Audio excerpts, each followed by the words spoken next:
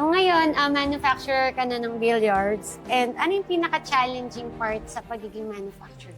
So, dun sa, from buy and sell, pinili namin maggawa na ng mga sariling billiard table. Nag-umpisa na dun yung pagko-customize ng billiard table.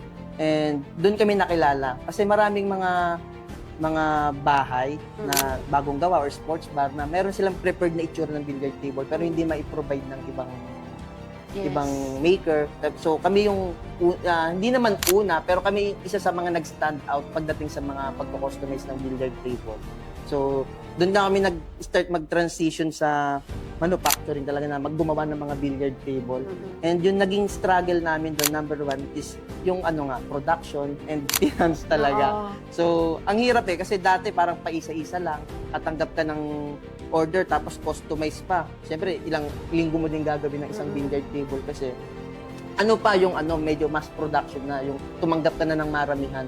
Doon kami nagkanda loko-loko din sa business kasi hindi namin na ma-provide yung mga tinanggap namin na orders, hindi namin ma-provide ng maayos during that time.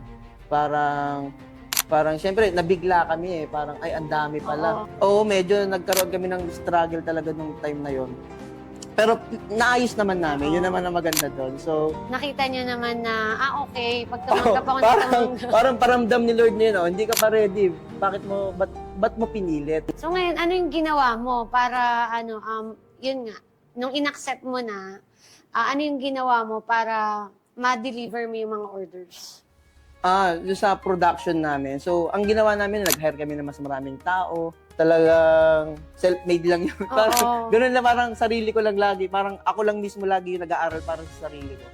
Ayun. So, ibig sabihin, Sir Carl, in-explore mo lang talaga siya. And then, nung time na lumalago na, talagang hindi mo na siya pinabayaan. Yes, ganun. Isa din nagpalago sa amin talaga is yung pagko-content. Na-anticipate ko na dahil sa pag-aaral ko ulit, na-anticipate ko na ang susunod na wave sa business or susunod na trend, kailangan marunong ka mag-content. Kailangan mo i-apply sa content creation yung ginagawa mo. Dahil pag hindi ka sumabay sa trend, talagang maiiwan ka. And yun yung nangyari sa mga kasabayan ko na pinili nila mag-stay sa traditional way ng pagbe-business. Post lang dito, post lang dyan. Doon ko na sila naiwan talaga.